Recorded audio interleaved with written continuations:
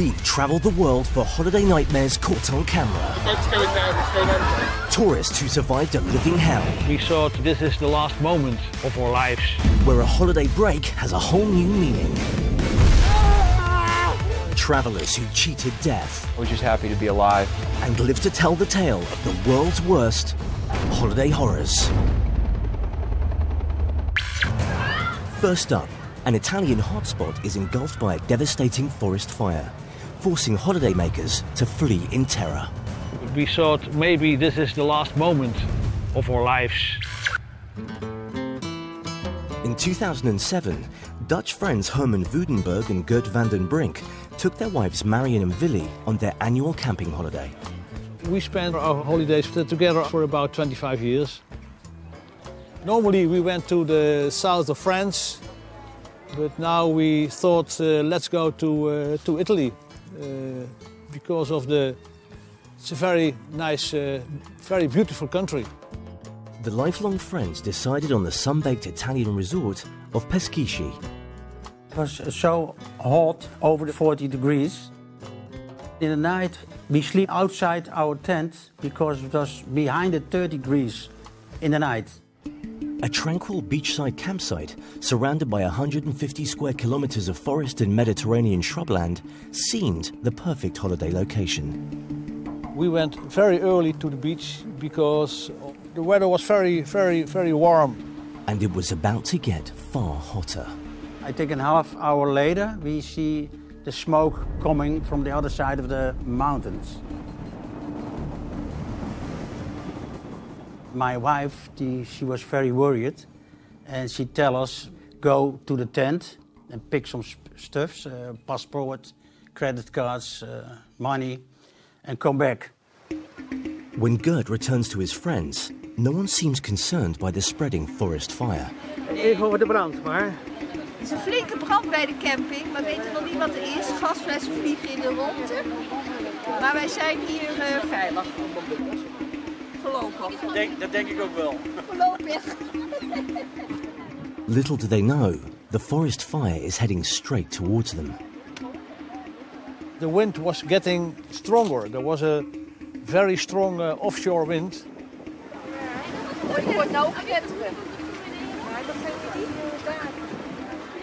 Another moment we see a lot of people coming walking down the beach.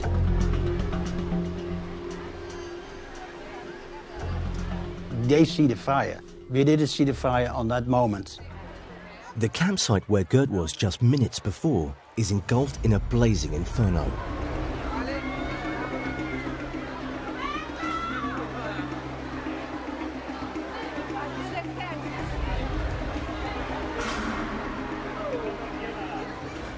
We noticed that maybe our tents were on fire and our cars.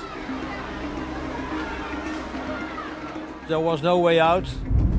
1,500 terrified holidaymakers are trapped between the cliff and the burning forest. The next cove along the shore is their only sanctuary. A lot of people are in panic. When I see the little children with her parents into the water, yeah, that was heavy for me. As they walk waist deep in the water, they begin to lose their bearings and each other. In the confusion, many holidaymakers, including Herman and his wife, are left stranded. There were a lot of people in the sea that seemed lost. They were lost. They couldn't think normally, I think, because there was at that moment no way out, only the sea.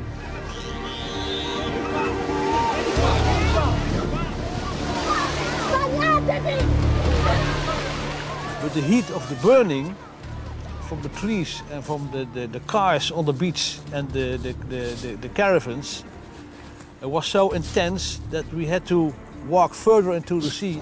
Je moet mijn kant op komen. Het is feest heet daar. The wind was that hot that we thought we could burn our lungs, so that was very terrifying. And we couldn't walk around the cliff because all the vegetation was burning. And there was no help to save us or whatsoever. So we didn't know what would happen at that time. The thick, acrid smoke turns day into night, only adding to the fears of those left in the water. Gert and Willy managed to make it to the next cove, but the rapidly spreading fire cuts off any hope of escape for Herman and Marion. Mario, go here! It was a very terrifying and horrific moment. Because what would happen, no idea. I can remember that Herm has blue pants, short pants, blue. Every cliff he came up, we looked for the blue pants. And we didn't see that, so yeah. That was heavy. We are very worried about it.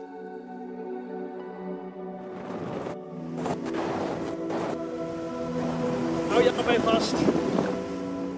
After more than 2 hours in the sea, Herman and Marion and many others are eventually rescued by a fleet of fishing boats and reunited with their friends. It was a very nice moment, I can tell you. Yes.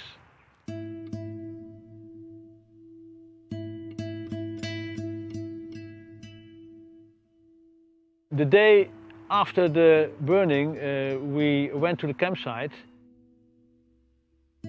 It was a kind of a war zone because everything was burned down. Cars, campers, trees.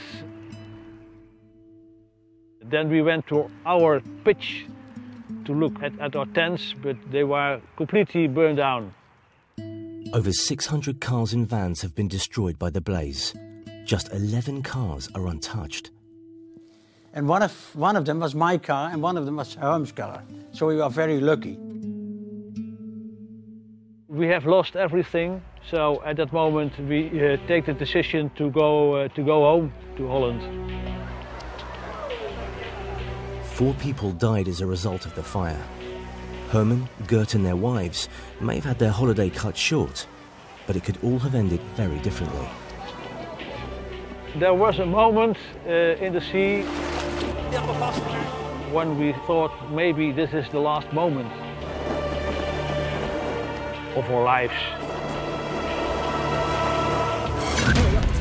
Coming up, a family holiday in the Alps gives one man a bigger break than expected. I do remember thinking, this is going to hurt. A skydiving trip has horrific consequences. I should be dead. I don't think I should have survived that. And the British family are left with that sinking feeling. It was life or death.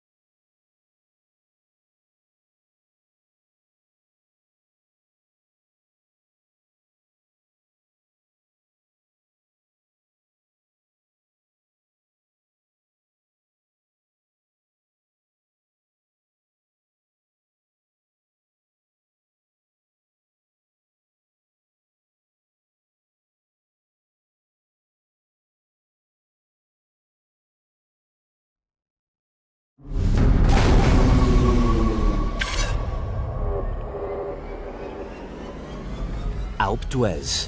By winter, a challenging French ski resort. By summer, an even more challenging mountain bike trail. We were all really looking forward to the holiday because we all love mountain biking. The holiday of choice for the Ashburn family from Newcastle. When it comes to mountain biking especially, I'm very competitive. Hoping for lots of sort of fast-flowing trails with some challenges, nothing too unexpected, hopefully. And yeah, just a massive grin factor is what we want. This is the scenery. But the most challenging ride of their holiday is yet to come.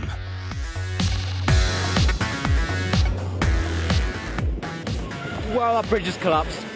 We're quite competitive as a family, so there's an element of, you know, can I keep up with Nathan?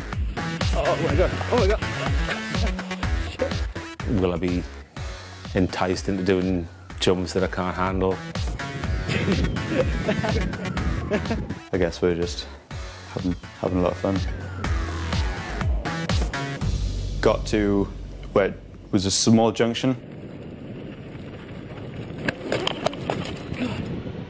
I went over the edge, almost fell off. Turned around and Jake had already gone over his handlebars. I heard screaming and shouting, so immediately I knew something was up.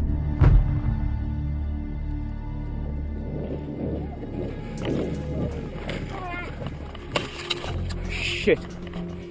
You guys, you what? You what? 13-year-old Jake had been travelling at around 35 miles per hour. My brother's, he's crying on the floor. I'm asking if he's okay. Right, where his? Ribs. So I think he's bruised ribs, broken ribs, punctured lung, I don't know. But Jake isn't seriously injured. I did have a few cuts and bruises, but I think it was the shock and that was most painful. It's Dad, Martin, who's really in trouble. So 1 minute we're flying along this track at high speed, and the next minute I see Jake lying on the ground. And instinctively I just brake myself, and then I fly over the top of the handlebars, put my arms up to protect myself, and I knew instantly I heard a crack that I broke my arm. I do remember thinking, why the hell did I brake? And this is going to hurt. Dad, where's your phone? I haven't got any signal. Right. You alright? It's okay. Right. My dad's very quiet, and I realised he's going to be in a lot of pain. Where have you broken? Where have you... Just stay still, just stay. You can see this bulge on his arm sticking out. It obviously was not a good sign. Do you feel like lightheaded? Pain in my arm with bones scraping up against each other is unbearable. I can see it's a pretty bad break. But what he doesn't yet realise is that he's broken both arms, and the nearest hospital is 40 miles away in Grenoble. Using Dad's phone, Nathan calls for help. Someone's broken their arm on Les Deux Alpes. My father. Parlez-vous anglais?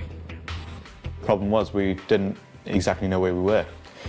We knew we were on Les Deux Alpes, on the top of a mountain, and that was about it. Right, we have to make a Y shape to show the helicopter that we are needing the helpness. Helicopter was looking for us for about half an hour before they eventually found out that we were where we were.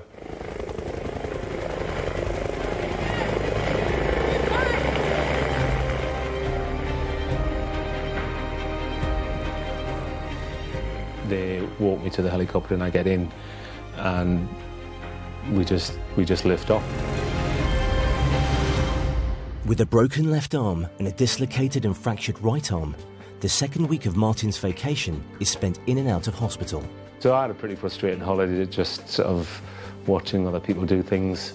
Martin's holiday might have been ruined, but it didn't stop Nathan and Jake from riding the rapids with Dad looking on. Dangling my feet into the pool was about as exciting as it got. Nathan really stepped up the mark, I thought.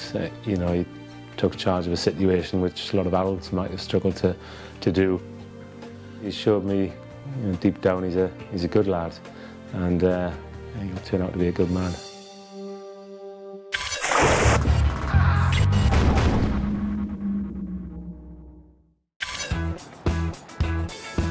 Back across the channel now to Liverpool, which has experienced a renaissance after being named as a European City of Culture, making it the perfect location for day trippers.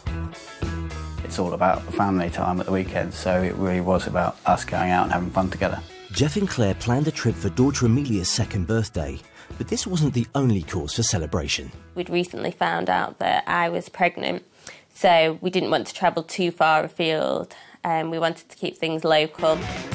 They found out about the Yellow Duck Marine, an amphibious bus boat which tours the city streets before taking to water. It seemed a perfect birthday treat for Amelia. We were the last people to get seats on the tour, so we happened to be sat at the back of the boat. We're going down the ramp and into the water, so sit well back in your seats and hold on tight. With the boat full up, 31 day trippers set off on a holiday experience they will never forget. Amelia was very excited. She actually shouted "crash" as we went down into the water.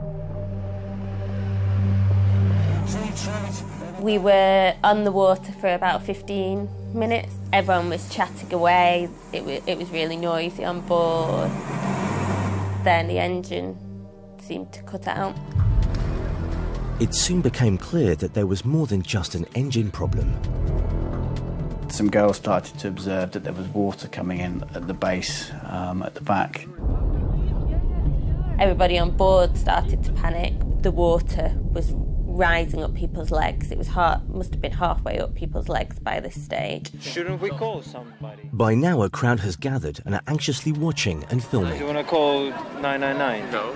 People on board started to scream, especially the children.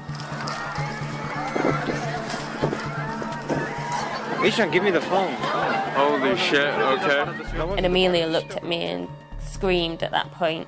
And I looked at her and said, "Don't worry, nothing to worry about."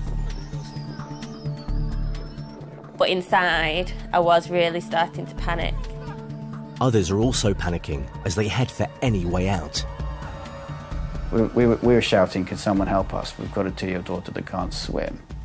But people have got their own concern.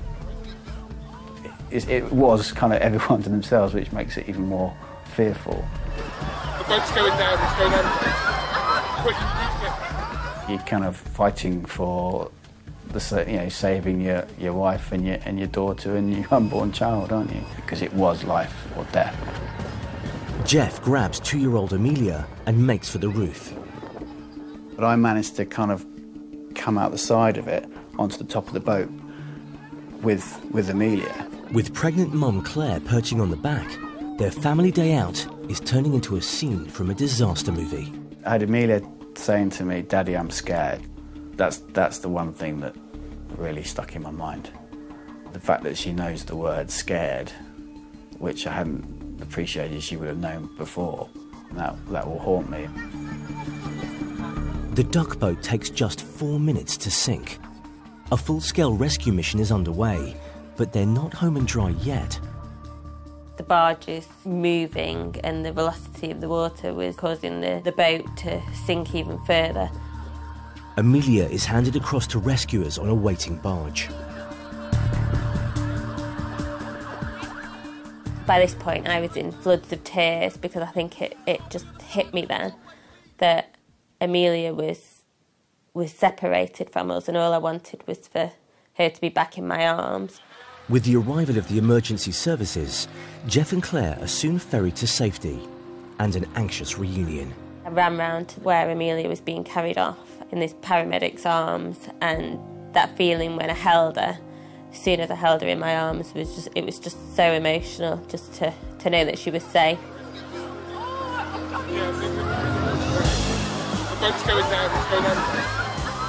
What happened to us that day is the worst thing that's ever happened to us on a holiday or a day out, and something that we wouldn't want to experience ever again.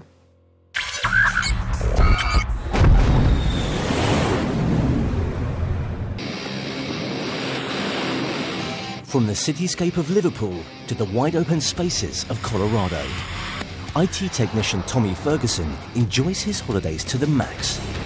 A keen skydiver, he's fully aware of the risks, especially after one jump ended in disaster. I should be dead. I don't think I should have survived that. Jumping out of a plane at 3,500 feet and then free-falling at 120 miles per hour should be enough to put the wind up anybody. When that door flies open, I'll have a little bit of butterflies saying, hey, it's time to go. Every time we exit that aircraft, there's always something that's going to happen that's going to be different.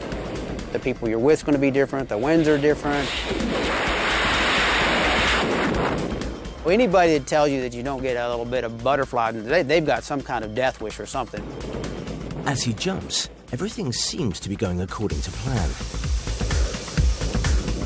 Once I opened up under canopy, I do my controllability check to make sure the canopy's flying properly and everything. I could realize that I was going against the wind, which means I was being blown backwards.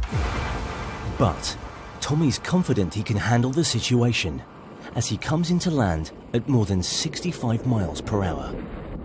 I started to try to make compensations for the wind, and I knew I was in trouble when I started getting pushed down. The drop zone is in his sights, but he's coming in far too fast. So I had a really small amount of time to make a decision of what I was going to do. The landing site is a huge field, and Tommy only has one major obstacle to avoid. We have the trailer and the truck out there to pick up the students and pick up people. We've always had it out there. At first, he's sure he can miss the trailer and land safely. But then... As I was coming in, I seen the truck. I knew if I pulled to the left, obviously I was going to hit the whole truck. If I pulled too much to the right at that low of a speed with a high-performance canopy, I could actually turn and hit into the ground. I had to make a quick decision. I wanted to make a small amount of adjustment to the right, and I'm going to avoid it, and that's the last thing I remember.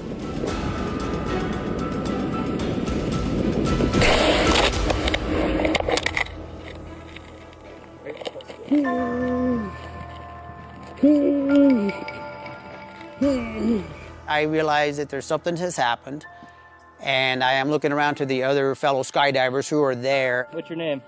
Huh? What's your name? Tommy Ferguson. Hey, Tommy just got hit. Oh, crap. Yeah, he's on the ground bleeding right now. Yeah. You need an ambulance, you think? Huh? You think you need an ambulance? No, I don't need an ambulance. Oh, he says he doesn't need an ambulance. He says he doesn't. He doesn't think so. Oh, freaking A. I remember picking up arm and dropping it because I was like, well, okay, it may be broke or it may be out of socket. What the heck did I hit? The trailer. Huh? Trailer. Oh, crap. I knew of no pain. I said, help me up. Pull me up. Oh, man. Is that broke? Maybe, but don't move it.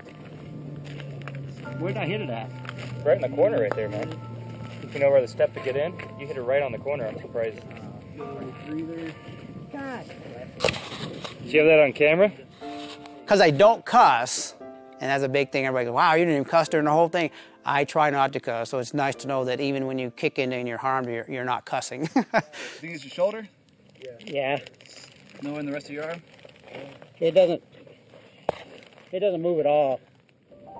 Tommy may not believe it, but he's been extremely lucky. On impact, the nerves in Tommy's arm were ripped from his spinal cord, which saved his life.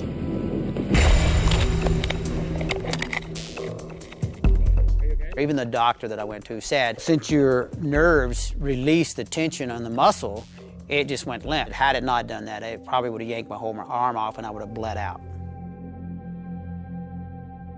It's just dead, it's just limp, it's just weightless. I mean, it's heavy, it just flops around, it has no control, and there's no tension to it. Doctors had no choice but to amputate Tommy's arm. Well, okay, lost my arm, now I'm gonna have to learn everything to do with my other arm. But as the saying goes, you can't keep a good man down. After I got out of the hospital, I was back up in the plane with one arm. got up on the aircraft and up we went. I never had a hesitation. I never thought anything negative. I just wanted to go skydiving again. Tragedies happen. They happen. You just move on.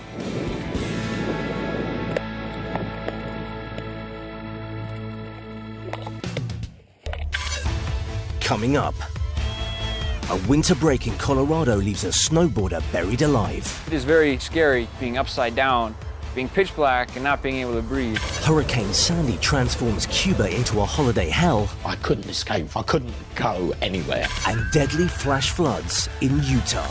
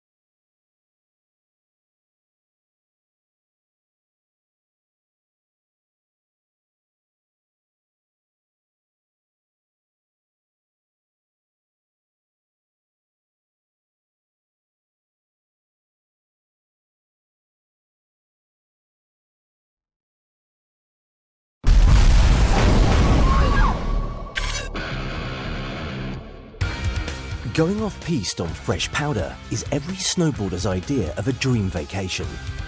But for Lucas Root from Colorado, it was a breathtaking experience that almost cost him his life. Once a year, student Lucas and his boarding buddies take time out to hit the slopes for the holidays. We decided to go to Lake Tahoe because the snow is amazing, the mountains are amazing, and it's just typically beautiful, beautiful weather. New Year's Day brings new snow and new challenges. We had a couple of avalanches, so we were confined to this one narrow canyon. It was actually a creek bed, but the snow was amazing and there weren't many other people in there. And really, we were just having an incredible day. Everyone was having a blast. But what the boarders don't realize is they are dicing with death on the snow-covered creek bed, as mountain survival expert Nick Parks explains. It's probably full of boulders, and the snow doesn't necessarily fill all the gaps very well, and that creates major hazards for snowboarders. Lucas suddenly disappears into the snow. Booter fall in. His buddies think it's no big deal and go over to help him out.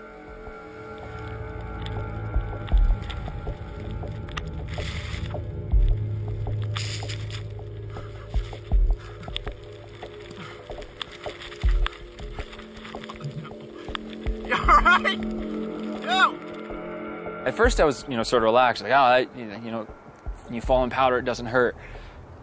And I figured I'll just get out and, everyone would be laughing or whatever. And I started to try to move, and I realized I couldn't move. He's right there, upside down. You all right? But he's fallen in head first and is packed in by snow. Both my hands were by my side, and I tried to move them, you know, to get to my mouth, to try to clear snow away, but I was just totally stuck in the snow. This is very similar to an avalanche situation where you're trapped under the snow, you've got a limited amount of oxygen, and you're rebreathing your carbon dioxide. It is very, very scary, you know, being, you know, totally immobilized, being upside down, being pitch black and not being able to breathe. It's just not a good combination of things. He's probably got 3 to 4 minutes, max. Lincoln grabs onto my hand and tries to pull on it, and I'm just totally limp. And at that point, realizes that if I'm not dead, it's going to happen very quickly. Lucas has now been buried for 2.5 minutes.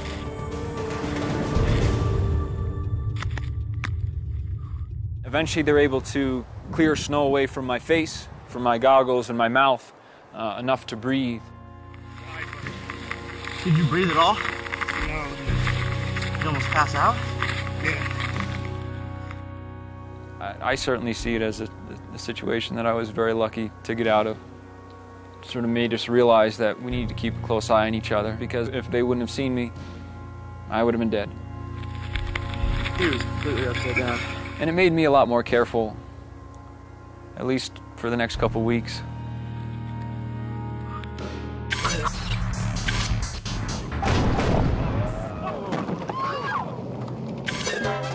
Some holidaymakers prefer summer sun to winter snow. When Andy Budd from East Sussex planned the trip of a lifetime to Cuba, he wanted to be blown away by the sights and sounds of the Caribbean island. I'm very much into my music, have been all my life, so I try to incorporate my interests of music with my holidays. But for our man Andy, the musical island paradise was soon to become a holiday hell. I think we were all looking forward to really starting the holiday with lazing on sunny, dry, warm beaches for a good day and a half. Well, it wasn't looking like that was going to happen. What Andy couldn't have planned for when he booked his holiday is the arrival of Hurricane Sandy. They did say that the hurricane was coming, but it would probably only be really rain that would affect us. So it wasn't alarming at that stage in any way. So it's just beginning to get a bit blowy now. After I'd had a couple of tequila sunrises, I walked back to my apartment on my own. Hurricane Sandy is due to hit the southeast coast of Cuba within hours, upgraded from a Force 1 to a Force 3 hurricane. With winds reaching 110 miles per hour, the island is on full alert. And then the phone rang. And this was 4 o'clock in the morning at this stage. I've had a phone call from the front desk saying that we should all keep away from the windows, etc., and to get ourselves in the bathroom for the next 4 or 5 hours. Right, here's a tour of the new bedroom. With a makeshift bed in the bathroom, all Andy can do is sit tight and wait for the storm. Then I was frightened.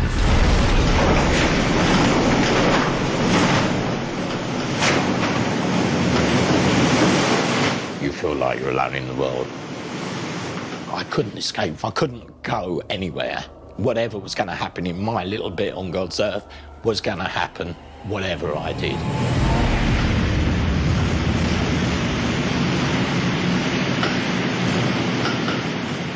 In just a few hours, Hurricane Sandy wreaks havoc on Cuba. Okay, it's 7:15, and it's calming down now. I think pretty much that's it as far as the really scary stuff is concerned. The images I'm seeing are unreal. Now, this might look pretty blowy to you, but believe me, this is just a gentle breeze now. There's just trees everywhere. The restaurant where we'd had the meal the night before, trees through all that glass, shattered. I've looked at the sea, and the sea colour had changed where everything had been churned up. The beach, all the normal furniture that you'd find on the beach is now scattered. I was in awe of the force that had caused this devastation. I have to say it's been a bit of an experience, but not one that I would choose to repeat. Hurricane Sandy caused $68 billion worth of damage across 7 countries, knocking out power and water supplies and leaving Andy stuck on a holiday island in crisis. You would get a bottle of water a day, and that became very valuable. You know, because you couldn't wash, there's no showers. You know, you were using these bottles of water to wash yourself. The hurricane claimed 11 lives in Cuba alone. Andy's dream holiday was ruined, and he's still scarred by the experience. Now, when I hear strong winds, and even if I watch my own videos, when I watch it and I hear the sound, it's the sound. And I guess that will be with me for the rest of my life.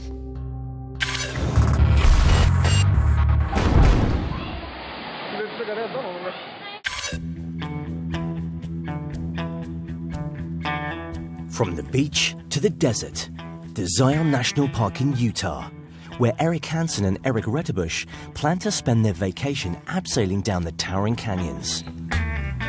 Every time I step over the edge, I still feel that sense of butterflies in your stomach, the jitters a little bit, and just kind of have to take a deep breath. Just know, okay, here we go. It's kind of an incredible adventure. You never know where you're going to get into. There's always just a little bit of risk, a little bit of kind of unknown as you're heading into these canyons. When the groups start out, the weather is good. But as they continue their descent into the canyon, the famous Utah sunshine is replaced with rainfall. The weather really starts to turn on us, and we notice our first thunderclaps are happening overhead. And that's when definitely a sense of concern starts to happen. An added danger of abseiling in wet weather is the risk of flash flooding, which can create waterfalls full of rocks, mud and branches. Holy cow, holy cow, here it comes. 2 of our members are still at the top of the rappel, and a wall of water comes down. That's when things really start to get dangerous for us. Holy cow. Being that we're at the bottom of a 300-foot waterfall, even a small rock falling from 300 feet could be fatal. Are you all right, Dave? I'm fine. What's going on up there? I can tell that my brother, he's shaken, so my nerves start going quite a bit more as I can tell that this is getting even more and more serious. Come down! With 2 of the group still halfway down the rock face and a newly formed waterfall within 30 feet of them, this is no time to hang about. I did the rappel a lot faster than I should have. As much as the rope was actually able to go through, a very, very wet rope takes a long time to get down through.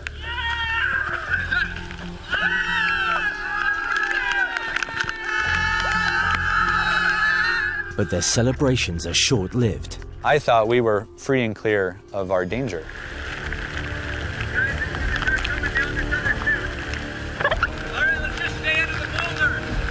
Suddenly, a second waterfall starts to crash down on top of them, bringing with it more rocks and debris, trapping them in the canyon. Get under the boulder! This is where the insanity begins. Lord, protect us! My thought is, we'll wait it out and we'll hide from any debris.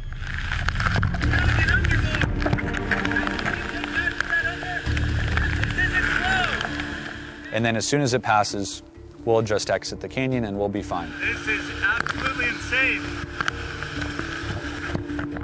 And then the water starts coming from not just on top of us, but it begins to start shooting out from below us.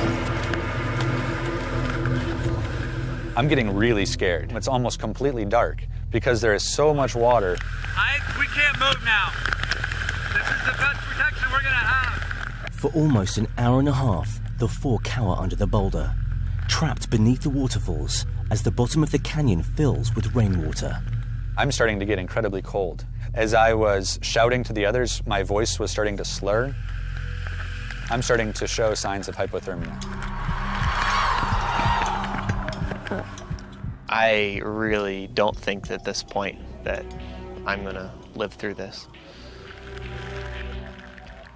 The group decide to risk the falling debris and make a break for it.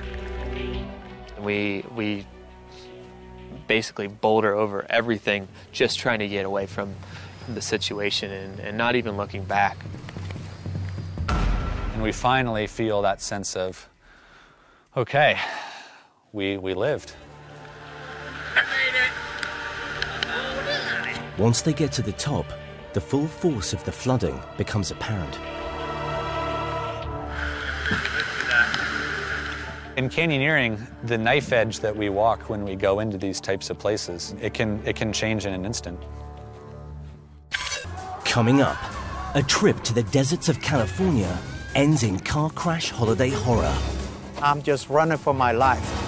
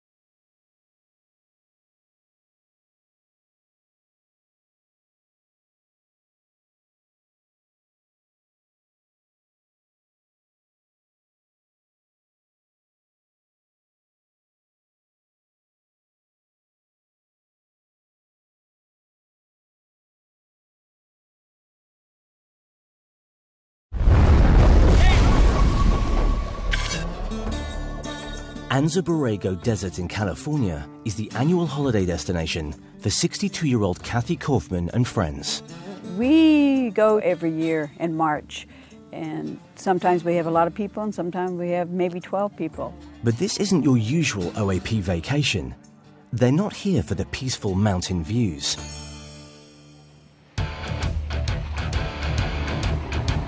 The desert we go to a lot because that's where the best four-wheeling is. We just really enjoy getting out where people can't get normally unless you have a four-wheel drive vehicle. We love that. Someone else who loves it is amateur filmmaker Sig Askvik. This is my hobby to take videos, and I'll shoot the whole trip and the challenging things when we go in the Jeeps and go up hills and so forth. The main highlight of the holiday is a drive down this, the aptly named Heart Attack Hill. Everybody says, well, who's going to go down the hill first? And nobody raised their hand. I've never had so many adrenaline rushes in such a short period of time. I really didn't want to go first, but, you know, hey, I'll go with the flow, I'll go first. And Sig is at the bottom to catch it all on camera. I was very excited about getting those shots. But it's quite steep, you know, and we have heard that they've had a lot of accidents there. And so it makes you a little bit tense. I'm getting good video of everything, and watching the spotter up there. I got everything framed perfectly. You have no clue of what's in front of you because you cannot see the ground because the road is too steep to see. And then suddenly we see the Jeep tipping. But I could feel the vehicle going over, turning over, and I'm leaning the opposite way.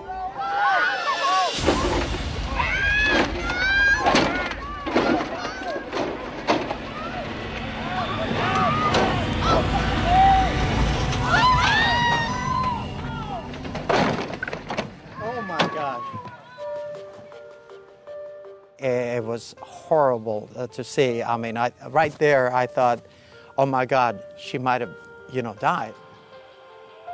The only thing I had in my mind as the vehicle turned was holding on. But when I landed, there was people in front of me. That was my scariest part of the whole thing, was seeing these people and I was going to hit them. And I made a hard left to avoid hitting these people. Oh my God, she's heading my way. I'm just running for my life. Oh my God.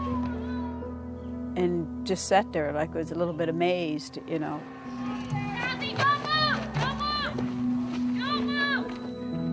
That moment from dropping my camera and running over to that Jeep and be the first one there was, one of my scariest moments in life.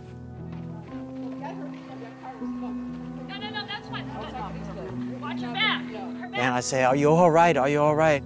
I said, there's something wrong. I don't know what, but there is something wrong.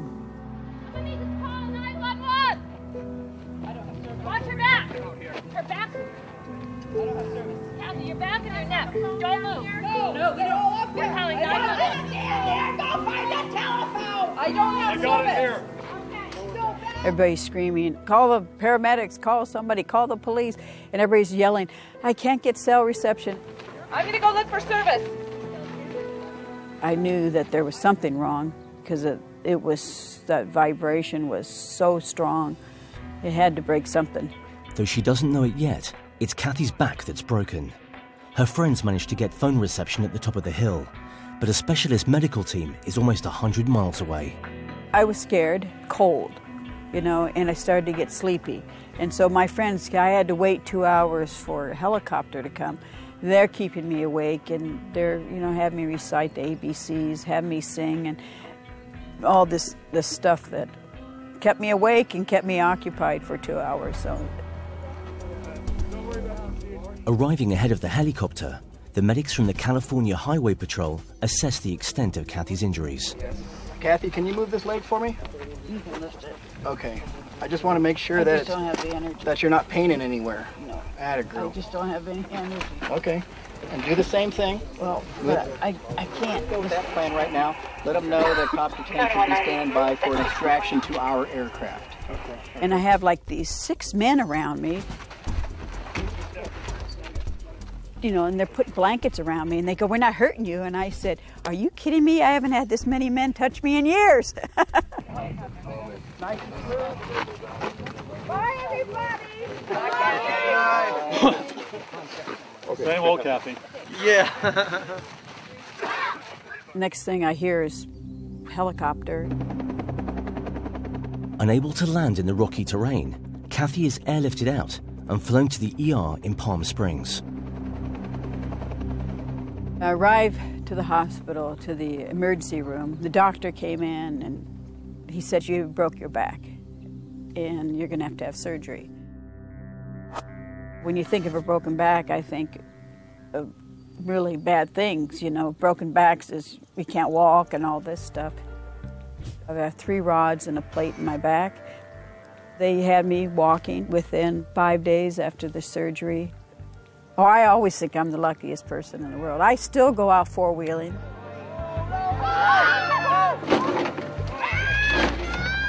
And I'll never go down Heart Attack Hill again. In fact, We actually renamed it. We call it now Brokeback Mountain.